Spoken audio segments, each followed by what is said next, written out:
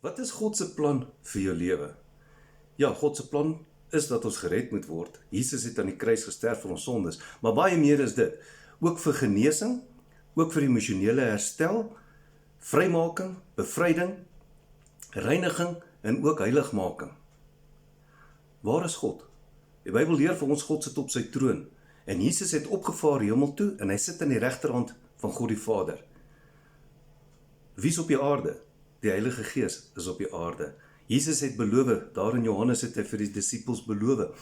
Ek sal die Vader vra en hy sal die Heilige Gees stuur om julle te help en julle te leer. Nou die Heilige Gees, wat leer hy vir ons? In die eerste plek, die Heilige Gees leer ons oor die Koninkryk van God. Hoe ons in die Koninkryk van God inpas. Hoe ons hier is, want die opdrag het nog nooit verander nie, onderwerp en heers. Hy leer ons hoe om in hierdie koninkryk te leef, hoe om in God se koninkryk te oorwin en staande te kan bly. En in die tweede plek moet ons weet, die Heilige Gees is met ons, hy is by ons. Hy is hier op die aarde, kan ek het so stel, om God die Vader en Jesus te verteenwoordig hier op aarde in ons eie lewens. Sy naam is Helper, hy help ons in ons alledaagse lewe. Sy naam is Trooster, wanneer ons deur drama en hartseer gaan, is hy daar om ons te troos en ons by te staan, om ons te versterk. Maar sy naam is ook Advokaat, met ander woorde, hy tree in vir ons, volgens Romeine 8, hy tree in vir ons, en hy help ons, hy praat namens ons, in ons gewete, in ons gees praat hy, lei hy ons, om elke dag te kan wen. Want dan in die derde plek, die Heilige Gees is ook op die aarde, om ons krag te gee. Krag, staan dit in Handelinge, en julle sal krag ontvang wanneer die Heilige Gees oor julle kom.